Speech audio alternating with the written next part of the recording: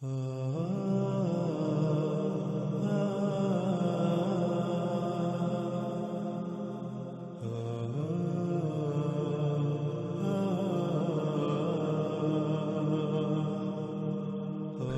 ناظرین، جیسا کہ ہم نے اس روایت میں رسول اللہ صلی اللہ علیہ وآلہ وسلم کے الفاظ کو دیکھا کہ رسول اللہ صلی اللہ علیہ وآلہ وسلم نے اس خام تیل کو، جسے آج انسان اپنے لیے مسیحا سمجھتا ہے، جس خام تیل کی وجہ سے پوری دنیا طرح طرح کی آسائشوں، سہولتوں اور آسانیوں سے مزین ہو چکی ہے،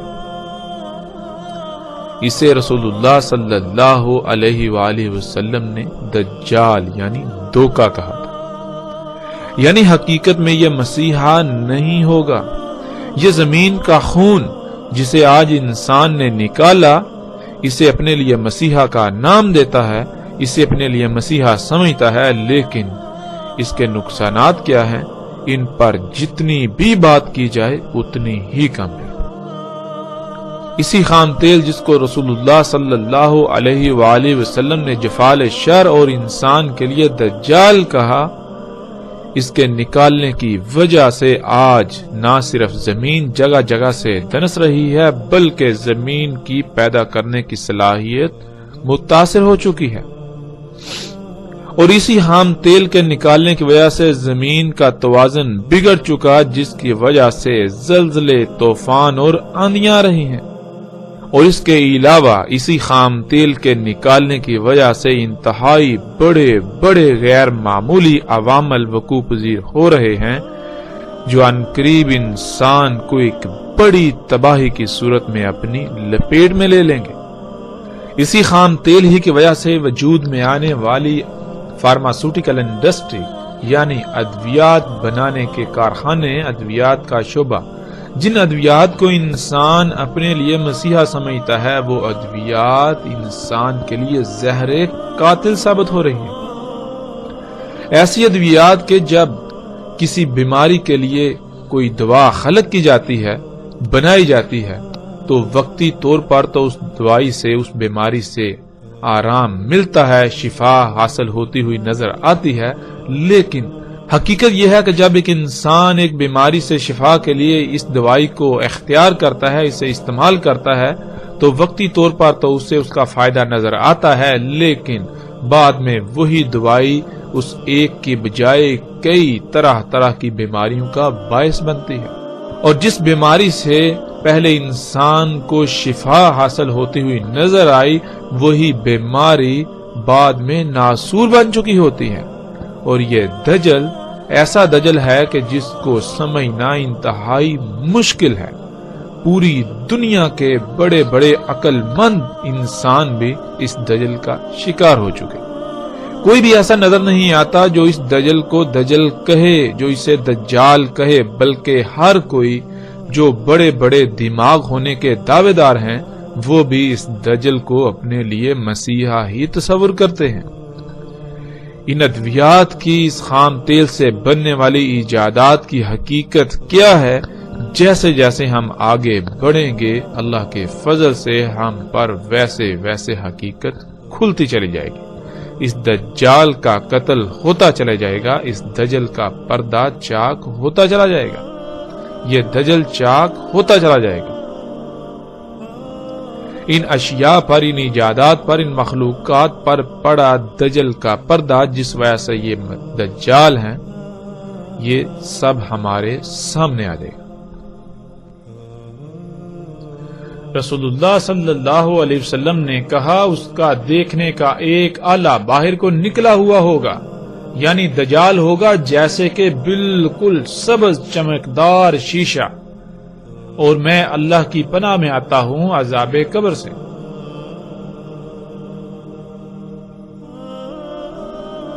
ناظرین، اس روایت میں لفظ انبت استعمال ہوا ہے۔ یہ لفظ بہت وسیع اور بہت سی وسعتوں کا حامل ہے۔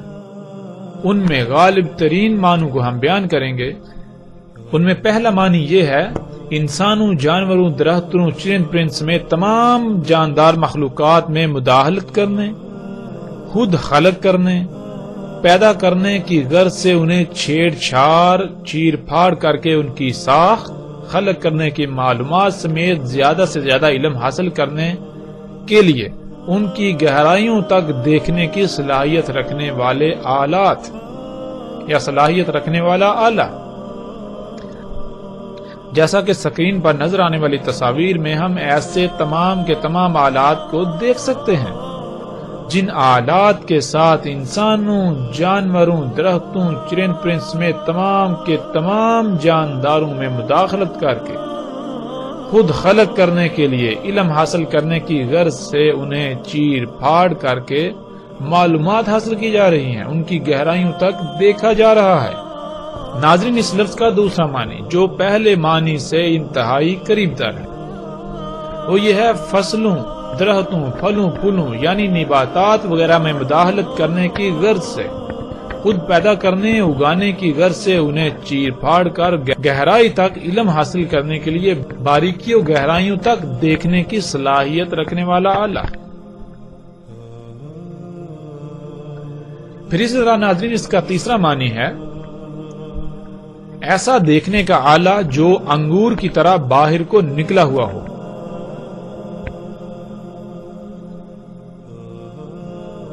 اور عربی میں انبت اس آنکھ کو بھی کہتے ہیں جو کسی بیماری کی وجہ سے پھول کر انگور کے دانے کی طرح باہر کو آ جاتی ہے، جیسا کہ آپ اس تصویر میں دیکھ سکتے ہیں۔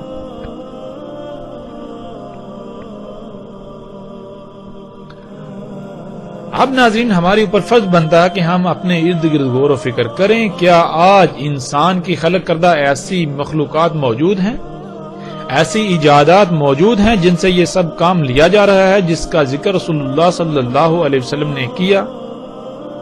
کیا ایسی مخلوقات موجود ہیں جو دیکھنے کے آلات ہیں وہ سامنے سے بالکل ایسے باہر کو نکلے ہوئے ہیں گویا کہ جیسے آنکھ پھول کر انگور کے دانے کی طرح باہر نکل آئے؟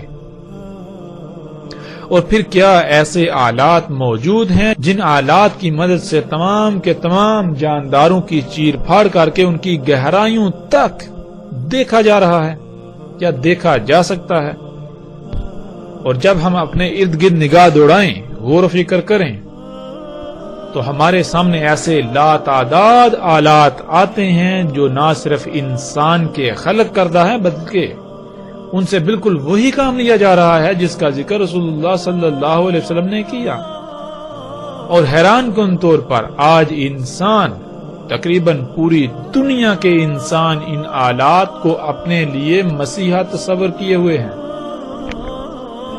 ان کے نقصانات کیا ہیں؟ ان کا دوسرا پہلو جسے انسان یکسر نظر انداز کرتے ہیں، جس سے اپنی آنکھیں بند کر لیتے ہیں، اس کی بھی ہم وضاحت کریں گے، اس کو سامنے لائیں گے آگے جا کر۔ اور ناظرین وہ کون سے ایسے آلات ہیں، وہ کون سی ایسی مخلوقات ہیں انسان کی ہی خلق کردہ جو سامنے سے ایک چمکدار صاف ستھرے سرسبز شیشے کی مانند شیشے کی ہیں، باہر کو ایسے نکلی ہوئی گویا کہ پھولی ہوئی آنکھ انگور کی طرح؟ اور جب ہم غور و فکر کریں تو حیران کن طور پر ایسے کئی آلات ہمارے سامنے آ جاتے ہیں۔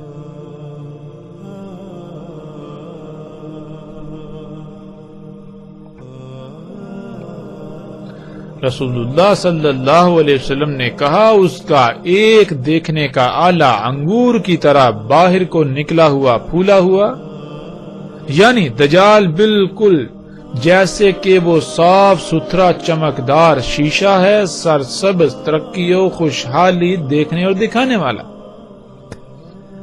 وہ کون سا آلہ ہے جو آج ہمیں خوشحالی اور ترقی دکھاتا ہے، جو سبز ہے، جو شیشے کا ہے، جو پھول کر انگور کے دانے کی طرح باہر کو نکلا ہوا ہے؟ وہ کون سا آلہ ہے کہ جو شیشے کا ہے اور وہ بالکل سامنے سے باہر کو اس طرح نکلا ہوا ہے جیسے کہ آنکھ پھول کر انگور کے دانے کی طرح باہر نکل آ گئی ہوتی ہے؟ وہ آلہ ہماری آنکھوں کے سامنے ہے۔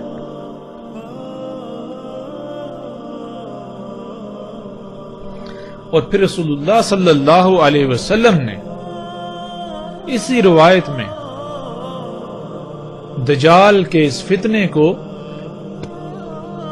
عذاب قبر سے مشروط کر دیا. رسول اللہ صلی اللہ علیہ وسلم نے اس کے ساتھ ہی قبر کے عذاب سے اللہ کی پناہ میں آنے کی دعا کی. عذاب قبر کیا ہے؟ جب تک ہم اسے نہیں سمجھیں گے ہمیں اس بات کی سمجھ نہیں آئے گی. اس وقت ہم عذاب قبر پر بات نہیں کریں گے کیونکہ یہ الگ موضوع ہے جس کا ذکر ہم آگے جا کر کریں گے، لیکن مختصر بات کرتے ہوئے آگے بڑھیں گے. اللہ سبحانہ وتعالی نے قرآن میں ان انسانوں کو مردہ اور قبروں میں قرار دیا جو غور و فکر نہیں کرتے، جو آنکھوں، کانوں اور دل کا استعمال اس طرح سے نہیں کرتے، ان مقاصد کے لیے نہیں کرتے جس مقصد یا جن مقاصد کے لیے اللہ سبحانہ وتعالی نے یہ عطا کی. پھر قرآن کے دوسرے مقام پر اللہ سبحانہ وتعالی ایسے انسان جو غور و فکر نہیں کرتے ان کو دل کا اندھا قرار دیتے ہیں. تیسرے مقام پر اللہ سبحانہ وتعالی ایسے انسانوں کو جو غور و فکر نہیں کرتے ان کو چوپائے جانور قرار دیتے ہیں. اور جب ہم غور و فکر کریں تو یہ بات بالکل کھل کر واضح ہو جاتی ہے کہ عذاب قبر یا قبر کیا ہے. ناظرین، اللہ سبحانہ وتعالی نے انسان کے بارے میں قرآن میں جو بات واضح کی وہ یہ کہ اللہ سبحانہ وتعالی نے کہا کہ تم پہلے اموات تھے، پھر تمہیں حیا کیا یعنی زندہ کیا، اس بشری شکل میں لے کر آئے، پھر دوبارہ تم اموات ہو جاؤ گے، پھر دوبارہ تمہیں حیا کیا جائے گا، زندہ کیا جائے گا، جوڑا جائے گا. اب ناظرین سوال یہ پیدا ہوتا ہے کہ ہمارا جسم جب حیا نہیں تھا تو بقول قرآن کے، اللہ کے کلام کے، یہ حالت موت میں تھا.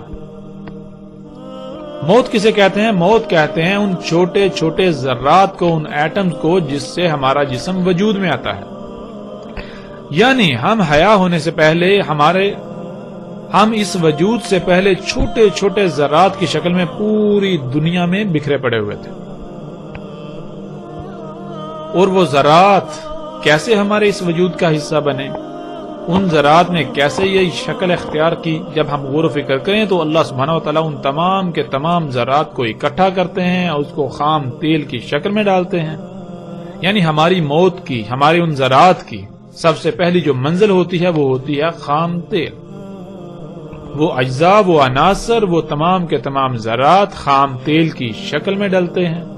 اس کے بعد زمین اسی خام تیل سے نباتات نکالتی ہے، ان نباتات سے پھر جاندار وجود میں آتے ہیں، جن جانداروں سے ہم گوشت، دودھ حاصل کرتے ہیں. زمین جو نباتات اگاتی ہے ہم انہی نباتات کو کھاتے ہیں جن سے ہمارا یہ جسم وجود میں آتا ہے. ناظرین، اب جب ہم غور و فکر کریں تو ہمیں پتہ چلتا ہے کہ ہماری موت اور حیات کے درمیان کچھ عوامل ہیں، کچھ مراحل ہیں. وہ کیا ہیں؟ ہماری موت جو کہ ہمارا مواد ہے، ہمارا میٹیریل ہے جس سے ہمارا جسم وجود میں آیا، وہ سفر کرتی ہے، کچھ مراحل سے گزرتی ہے. وہ مراحل کون سے ہیں؟ وہ مراحل یہ ہیں کہ ہمارا یہ جسم بننے سے پہلے ہمارا یہ جسم وہ مواد کہاں تھا، یعنی وہ گوشت کی شکل میں تھا. گوشت کس کا؟ گائے، بکری یا مختلف جانوروں کا. یعنی ہمارا یہ مواد، ہماری یہ موت ہمارے اس جسم کا حصہ بننے سے پہلے مختلف جانوروں، جانداروں کی شکل میں تھی، گوشت کی شکل میں، دودھ کی شکل میں. پھر یہ سبزیوں، پھل فروٹ، گھاس پھوس کی شکل میں تھی. اسی طرح جیسے جیسے پیچھے جائیں تو وہ ذرات کی شکل میں ملتی. ذرات یعنی موت سے لے کر اس حیات کے درمیان، اس کو اللہ سبحانہ تعالیٰ نے قرآن میں حالت قبر کہا ہے. جیسا کہ ہم پیچھے بات کر چکے ہیں کہ جو لوگ غور و فکر نہیں کرتے، ایک مقام پر اللہ سبحانہ تعالیٰ انہیں اندھے قرار دیتے ہیں، دوسرے مقام پر انہیں چوپائے قرار دیتے ہیں، تیسرے مقام پر انہیں اموات اور قبروں میں قرار دیتے ہیں. یعنی انسان اور باقی مخلوقات، باقی جاندار مخلوقات میں جو شے تمیز کرتی ہے وہ یہ ہے غور و فکر کرنا. جو غور و فکر کرتے ہیں وہ تو حیات ہیں، وہ تو زندہ ہیں، اور جو غور و فکر نہیں کرتے وہ مردہ ہیں، کیونکہ انسان کو اسی مقصد کے لیے دنیا میں بھیجا گیا کہ وہ غور و فکر کرے اور جانے کہ وہ کس مقصد کے لیے دنیا میں بھیجا گیا، اس کی حقیقت کیا ہے، اس کا اول و آخر کیا ہے۔ جب انسان کے اس جسم سے روح کھینچ لی جاتی ہے تو پھر یہ جسم دوبارہ ان عوامل سے گزرتا ہوا، ان مراحل سے گزرتا ہوا، انہی ذرات کی شکل میں تبدیل ہو کر پوری دنیا میں بکھر جاتا ہے جیسے کہ وہ پہلے تھا۔ یعنی جب اس جسم سے روح کھینچ لی جاتی ہے، اس کو وفات دی جاتی ہے، تو پھر یہ جسم مختلف مخلوقات، جاندار مخلوقات کا حصہ بنتا ہے۔ اس جسم کو مختلف کیڑے مکوڑے کھاتے ہیں، وہ کیڑے مکوڑے اور مخلوقات کی خوراک بنتے ہیں، یعنی ان کے وجود کا حصہ بن جاتے ہیں۔ اس طرح چلتے چلتے پیچھے چلتے چلتے ایک وقت ایسا آتا ہے جب دوبارہ انسان اسی حالت میں پلٹ جاتا ہے جس حالت میں وہ پہلے تھا، چھوٹے چھوٹے ذرات کی شکل میں وہ پوری دنیا میں بکھر جاتا ہے۔ تو ان ذرات میں بکھرنے سے لے کر اس جسم کے درمیان، یعنی وفات ہونے کے درمیان جتنے بھی عوامل ہیں، انسان کا جسم جن جن مخلوقات کے وجود کا حصہ بنے گا وہ حالت قبر کہلاتی ہے۔ اور قرآن میں اللہ سبحانہ وتعالی یہ بات بھی واضح کر دیتے ہیں کہ جو اجسام طیب ہوتے ہیں، طیب اجسام سے نکلنے والی روح کے لیے آسمان کے دروازے کھول دیے جاتے ہیں، یوں وہ اوپر چلی جاتی ہے جنتوں میں۔ لیکن اس کے برعکس خبیث جسم سے نکلنے والی روح کے لیے آسمان کے دروازے نہیں کھولے جاتے، بلکہ اس روح کو واپس پلٹا دیا جاتا ہے۔ کون سا آسمان؟ پہلا آسمان زمین کا، جو کہ سطح زمین سے 12 کلومیٹر تک ہے۔ یعنی اگر کوئی انسان خبیث ہے، کسی انسان کا جسم خبیث ہے، اس سے نکلنے والی روح جب اس کو وفات دی جاتی ہے تو اس کے لیے آسمان کے دروازے نہیں کھولے جاتے، اسے واپس پلٹا دیا جاتا ہے۔ اور جب واپس پلٹا دیا جاتا ہے تو ناظرین، جسم کو زندہ ہونا چاہیے تھا، ہم دیکھتے ہیں جسم زندہ نہیں ہوتا، تو پھر وہ روح کہاں جاتی ہے؟ وہ بجلی، وہ الیکٹرک جس نے ہمارے اس وجود کو زندہ کیا، وہ روح، وہ الیکٹرک، وہ بجلی پھر ان کو ایکٹیو کر دیتی ہے، جو وجود، جو مخلوقات، جو جاندار، جو جانور وغیرہ ہمارے اس جسم سے وجود میں آتے ہیں، وہ ہے حالت قبر۔ تو پھر خبیث جسم سے کیا بنے گا؟ خبیث سے خبیث ہی وجود میں آئے گا۔ تو خبیث کون سے جاندار ہیں؟ ہم غور و فکر کریں، سانپ، بچھو، اس طرح طرح کے غلیظ اور خبیث جتنے بھی جاندار ہیں، گویا کہ یہ سب کے سب انسان کی حالت قبر ہے۔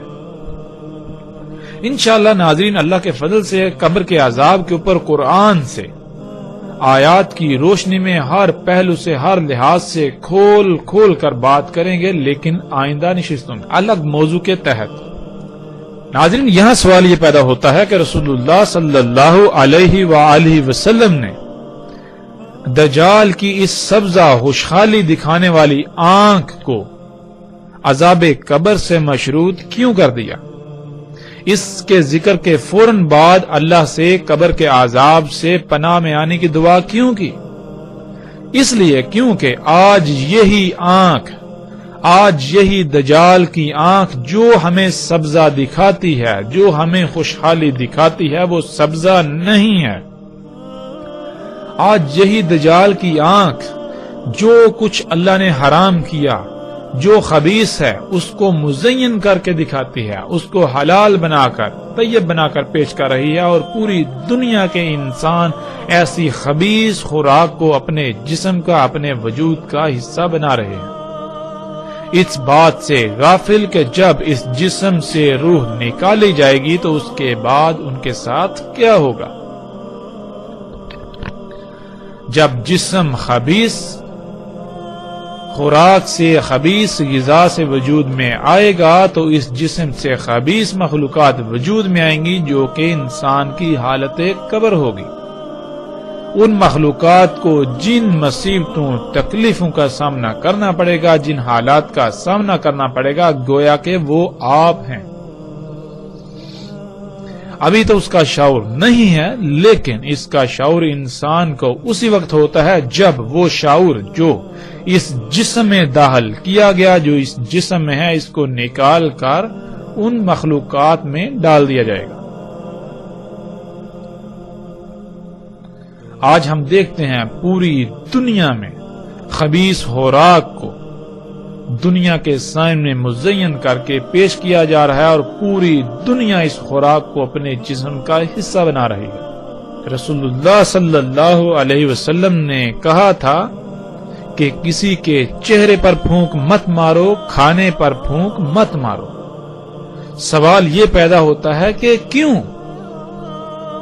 اس کا جواب یہ ہے، اس لیے کہ جب انسان پھونک مارتا ہے تو انسان کے جسم سے یا انسان کے منہ سے جو ہوا خارج ہوتی ہے، آج ہم اسے کاربن ڈائی آکسائڈ کا نام دیتے ہیں۔ آج اسے ہم کاربن ڈائی آکسائڈ کا نام دیتے ہیں، جو کہ انسان کے لیے نقصان دہ ہے۔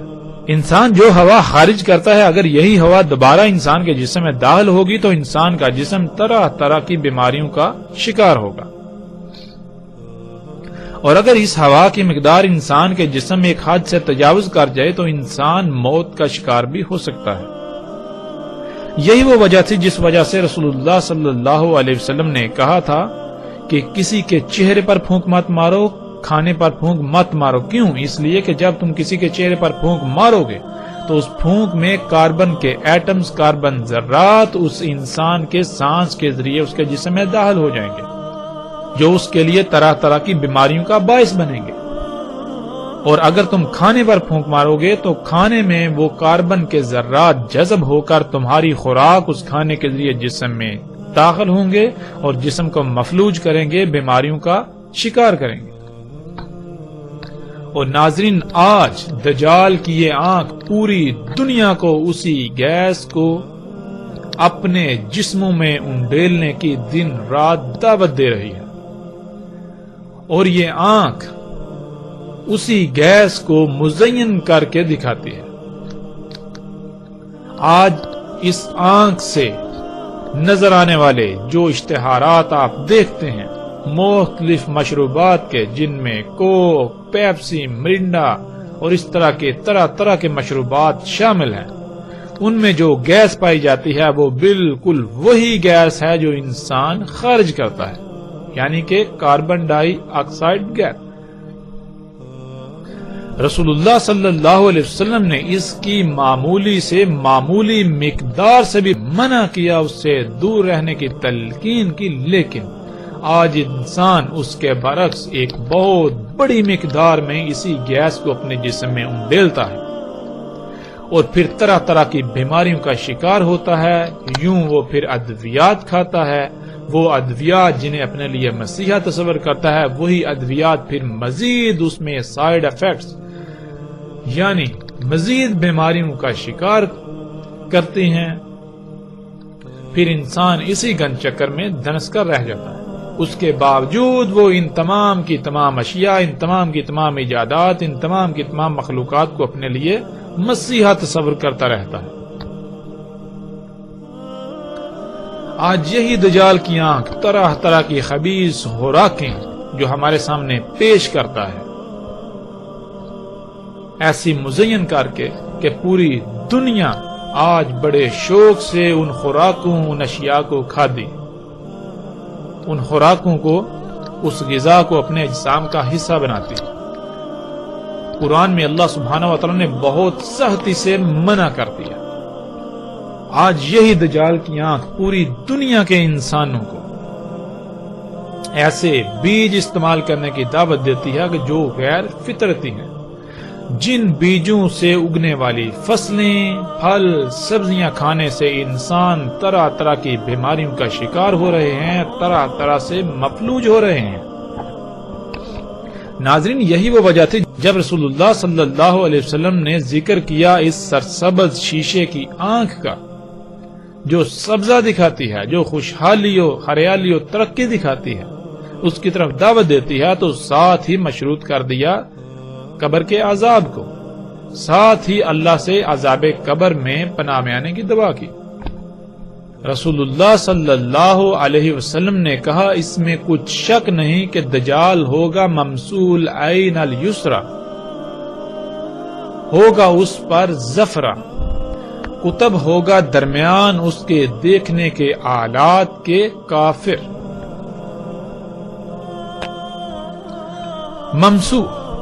ممسو کہتے ہیں بالکل سپاٹ، بالکل صاف، اتنا چمکدار کے بیچ سے عکس نظر آئے، گھس کر ایسے صاف کیا ہوا جیسے کہ چمکتا ہوا شیشہ، کچھ مٹا ہوا، کسی شے کو باریک بینی سے اس کے چپے چپے کو دیکھ کر نقشہ بنانے کی صلاحیت ہونا، یا جو دیکھنا اسے حفظ یعنی ریکارڈ کرنے کی صلاحیت ہونا، پوشیدہ اشیاء یا کسی بھی شے کی تلاش کے لیے کسی جگہ یا کسی بھی شے کا انگ انگ بہت ہی باریک بینی سے چھان مارنا، سکین کرنے والا۔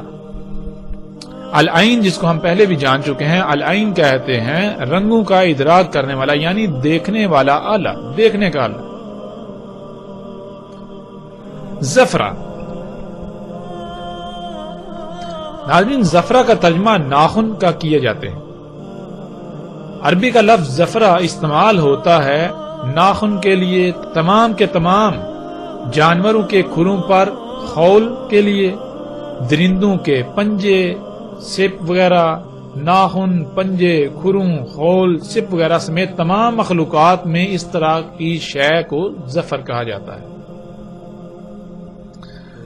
اور جب ہم اس میں غور و فکر کریں تو ہم پر یہ بات بالکل کھل کر واضح ہو جاتی ہے کہ ناخن ہوں، پنجے ہوں، سپ ہوں، جانوروں کے کھروں کے خول ہوں، بنیادی طور پر یہ سخت پلاسٹک ہے، ہارڈ پلاسٹک۔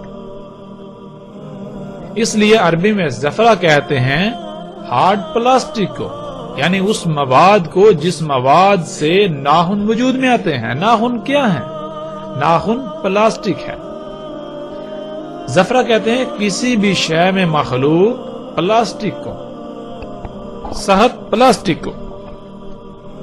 تو ناظرین رسول اللہ صلی اللہ علیہ وسلم نے کہا دجال کا دیکھنے کا آلہ ہوگا انتہائی آسانی سے دیکھنے والا، بالکل سپاٹ، بالکل صاف، اتنا چمکدار کے بیچ سے عکس نظر آئے، گھس کر ایسے صاف کیا ہوا جیسے چمکتا ہوا شیشہ، کچھ مٹا ہوا، کسی شے کو باریک بینی سے اور اس کے چپے چپے کو دیکھ کر نقشے بنانے کی صلاحیت رکھنے والا، یا جو دیکھے گا اس کو حفظ یعنی اپنے اندر محفوظ ریکارڈ کرنے کی صلاحیت رکھنے والا، اور پوشیدہ اشیاء کو دیکھنے یا کسی بھی شے کی تلاش کے لیے کسی جگہ یا کسی بھی شے کا انگ انگ بہت ہی باریک بینی سے چھان مارنے والا، سکین کرنے والا، اور اس پر چڑھا ہوگا یعنی اس پر ہوگا سخت پلاسٹک، سخت پلاسٹک سے کور ہوگا، اس پر سخت پلاسٹک موجود ہوگا۔ تو ناظرین آج جب ہم اپنے ارد گرد غور و فکر کریں اور دیکھیں کیا انسان کی خلق کردہ ایسی کوئی مخلوقات ہیں جن میں ایسی تمام باتیں موجود ہیں جن کا ذکر محمد رسول اللہ صلی اللہ علیہ وآلہ وسلم نے کیا، جب ہم غور و فکر کریں تو ہم دنگ رہ جاتے ہیں۔ ہاں بالکل ایسی تمام کی تمام مخلوقات موجود ہیں۔ آج ایسے وہ تمام کے تمام آلات موجود ہیں جن میں ایسی تمام خصوصیات موجود ہیں جن آلات کو آج ہم کیمروں کا نام دیتے ہیں، یعنی کیمرے، موبائلز میں موجود کیمرے جو بالکل سپاٹ ہیں، چپٹے۔ جتنے بھی ایسے آلات ہیں ان کا شیشہ ایسا چمکدار ہوتا ہے جیسے گھس کر صاف کیا ہوا، سب میں یہ صلاحیت موجود ہے کہ وہ جو دیکھتے ہیں اسے اپنے اندر ریکارڈ یعنی محفوظ کرنے کی صلاحیت رکھتے ہیں۔ انہی کیمروں کی مدد سے آج دنیا کے چپے چپے کو دیکھا جا رہا ہے، انہی کیمروں کی مدد سے آج دنیا کے نقشے بنائے جاتے ہیں، جہاں تک کہ جو دنیا کا جدید ترین نقشہ ہے اور مصدقہ ترین، سب کا قابل اعتماد ترین جو نقشہ ہے اسے آج گوگل ارتھ کا نام دیا جاتا ہے، گوگل ارتھ کہا جاتا ہے، وہ بھی اسی دجال کی عین سے بنایا گیا، جو کہ دجال کے راس یعنی دجال کے انسان کی خلق کردہ مخلوقات کے بلند ترین مقام میں نصب ہے۔ یوں رسول اللہ صلی اللہ علیہ وسلم کے ایک ایک لفظ کی تصدیق ہوتی ہے۔ آج ہم ایسی تمام مخلوقات یعنی انسان کی خلق کردہ ایسی تمام اشیاء کو دیکھ سکتے ہیں جو ایسے آلات ہیں جن سے دیکھنے کی صلاحیت ہے، جن میں دیکھنے کی صلاحیت ہے، جن سے بہت ہی بآسانی دیکھا جا سکتا ہے، جو دنیا کے نقشے بنانے کے لیے، اشیاء کی سکیننگ کے لیے، دنیا کے چپے چپے کو دیکھنے کے لیے، خفیہ پوشیدہ اشیاء کو دیکھنے کے لیے، راتوں میں اندھیروں میں دیکھنے کے لیے استعمال ہو رہی ہے۔ آج انسان ان تمام کے تمام آلات کو اپنے لیے مسیحا تصور کرتا ہے، لیکن رسول اللہ صلی اللہ علیہ وسلم نے ان سب کو دجال کہا۔ یہ سب کا سب حیات الدنیا ہے، یہ شیطان ہے۔ آج انسان اسی شیطان کے خطوات کی اتباع کر رہا ہے۔ آج انسان اسی حیات الدنیا، اس شیطان کے پیچھے پڑا ہوا، اسی کو دنیا میں آنے کا مقصد تصور کر چکا ہے، اور یہ بھول چکا ہے کہ وہ دنیا میں کس مقصد کے لیے بھیجا گیا۔ رسول اللہ صلی اللہ علیہ وسلم نے کہا اس کا یعنی دجال کا دیکھنے کا آلہ، انتہائی آسانی سے دیکھنے کا آلہ گویا کہ بااعتماد سیارہ ہوگا۔ سیارہ یعنی ایک پلانٹ ہوگا۔ جب ہم کائنات میں غور و فکر کریں تو سیارے کیا کر رہے ہیں؟ ہر سیارہ اپنے اپنے مدار میں گھوم رہا ہے۔ جیسے ہماری زمین ایک سیارہ ہے اور سورج کو اپنا محور بناتے ہوئے اس کے گرد گھوم رہی ہے، بالکل اسی طرح رسول اللہ صلی اللہ علیہ وسلم نے کہا کہ دجال کا دیکھنے کا آلہ جو کہ انتہائی آسانی سے دیکھنے والا ہوگا وہ ایک سیارہ ہوگا، یعنی وہ کسی شے کو اپنا مرکز و محور بناتے ہوئے اس کے گرد اپنے مدار میں گھوم رہا ہوگا۔ آج ہم پر فرض بنتا ہے کہ ہم غور و فکر کریں، کیا ایسی کوئی شے موجود ہے؟ کیا ایسی کوئی شے انسان نے خلق کی؟ کیا انسان کی مخلوقات، انسان کی خلق کردہ مخلوقات، انسان کی ایجادات میں کوئی ایسی ایجاد ہے جو گویا کہ بالکل ایک سیارے کی طرح ہے، جو ایک سیارے کی طرح کسی بھی مقام کو اپنا مرکز و محور بنائے ہوئے اس کے گرد گھوم رہا ہے اور اس کے ذریعے سے دیکھا جا رہا ہے، اس میں دیکھنے کی صلاحیت ہے؟ اور جب ہم غور و فکر کریں تو انسان حیران رہ جاتا ہے، بالکل رسول اللہ صلی اللہ علیہ وسلم کے الفاظ کے عین مطابق آج دجال کا انتہائی آسانی سے دیکھنے کا آلہ، زمین کو اپنا محور بناتے ہوئے، زمین کو اپنا محور بنائے ہوئے اس کے گرد بالکل اسی طرح گھوم رہا ہے گویا کہ وہ ایک سیارہ ہے، ایک پلانٹ ہے۔ آج اسے ہم سیٹلائٹ کا نام دیتے ہیں۔ اسی سے آج پوری دنیا کے چپے چپے کو انتہائی آسانی سے دیکھا جا رہا ہے۔ رسول اللہ صلی اللہ علیہ وسلم نے کہا ساتھ ہوگا اس کے مثل جنت کے اور مثل آگ کے، یعنی اس کے ساتھ بالکل ویسی ہی اشیاء ہوں گی جیسی اشیاء یا جیسی سہولتیں، آسائشیں، آسانیاں جنت میں ہوں گی، اور اس کے ساتھ ہوگی آگ، اور اس کے ساتھ بالکل ایسی ہی شے ہوگی جیسے کہ آگ ہوتی ہے۔ اور پھر رسول اللہ صلی اللہ علیہ وسلم نے کہا اور اس کی جنت ہوگی غبار والی جو کہ دخان یعنی دھواں ہوگا، اور آگ ہوگی اس کی سرسبز باغ۔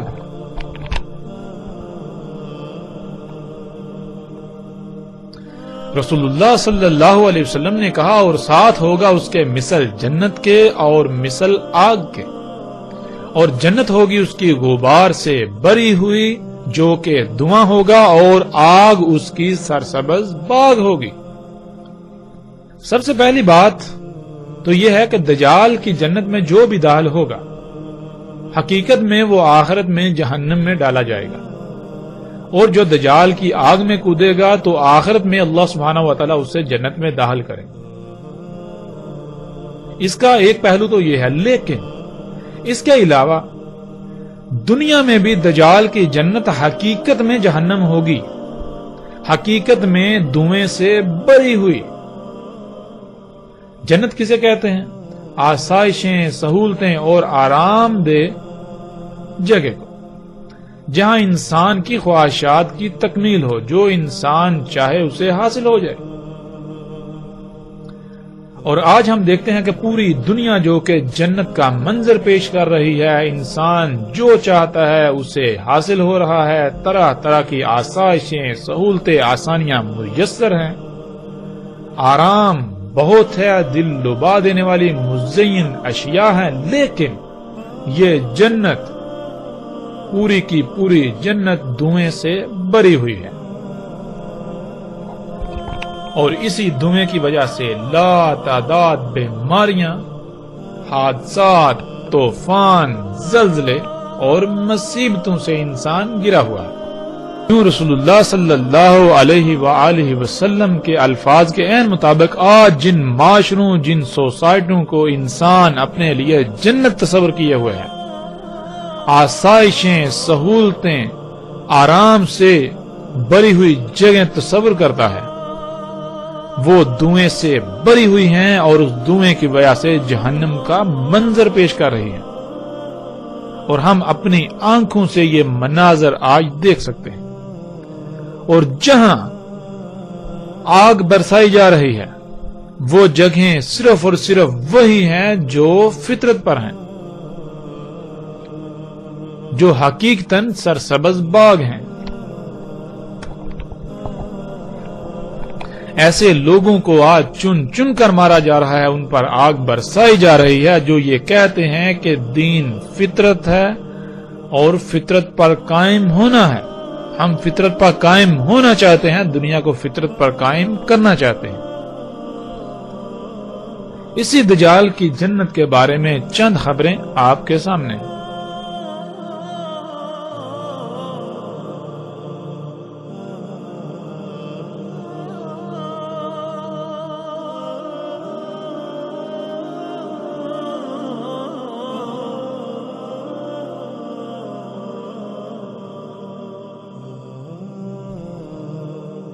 دجال کی جنت یعنی جدید سہولتوں، آسائشوں، آسانیوں سے مزین یہ جدید ترین معاشرے جو کہ دجال کی جنت ہے، لیکن در حقیقت وہ جہنم ہے، وہ جنت نہیں ہے۔ انسان اسے جنت سمجھتے ہیں، حقیقت میں وہ جنت نہیں۔ حقیقت کیا ہے؟ حقیقتاً وہ جہنم ہے، دھویں سے بری ہوئی، جس دھویں کی وجہ سے لا تعداد بیماریاں، اچانک اموات کی شرح بہت زیادہ، بے چینی، بے سکونی، بے اطمینانی، ہر طرف باغم باغ، پریشانیاں، طرح طرح کے مصائب، لیکن اس کے باوجود اکثریت کو یہ سب نظر ہی نہیں آتا۔ وہ انہی معاشروں میں رہنے کے خواب دیکھتے ہیں اور انہیں یہ معاشرے جنت نظر آتے ہیں، حالانکہ یہ نہ صرف دھوکہ ہے بلکہ اس کی حقیقت دنیا میں بھی جہنم اور آخرت میں بھی جہنم ہے۔ دجال کی جہنم ظاہراً دنیا میں دجال کی جہنم میں بہت سختیاں ہیں۔ دجال کی جہنم ہر وہ جگہ ہے جو فطرت پر ہے، جہاں یہ ایجادات موجود نہیں ہیں، جو محمد رسول اللہ صلی اللہ علیہ وسلم کے موجود نہیں تھی اور آج دنیا میں موجود ہیں۔ ایسی جگہ حقیقتاً سرسبز باغات اور خامیوں، نقائص و بیماریوں سے پاک ہیں۔ یوں وہ حقیقتاً دنیا میں بھی سرسبز باغات جنت اور آخرت میں بھی ایسے لوگوں کو جنت میں داخل کیا جائے گا، اور اس کے علاوہ ہر وہ جگہ جہاں دین قائم ہو وہ دجال کی جہنم ہے، دجال کی آگ ہے یہاں، یعنی وہاں آگ برسائی جائے گی۔ دین اللہ سبحانہ وتعالی نے قرآن میں واضح کر دیا کہ دین کیا ہے، دین ہے فطرت پر قائم ہونا۔ جہاں دین قائم کیا جائے گا یعنی جس جگہ کو فطرت پر لایا جائے گا تو شیاطین اور اولیاء شیاطین کو اس سے بہت تکلیف ہوگی۔ یوں وہ علاقہ ہر لحاظ سے جہنم کا منظر پیش کرے گا، اس میں سختیاں، آزمائشیں، آگ و بارود کی بارش ہوگی، لیکن در حقیقت وہ دنیا میں ایک آزمائش ہوگی جس کے بدلے مومن کے درجات بلند ہوں گے اور وہی درجہ وہ آخرت میں پالے گا۔ یوں دجال کی جنت حقیقت میں آخرت میں جنت اور بلند درجات کا حصول ہے، نہ کہ حقیقتاً جہنم۔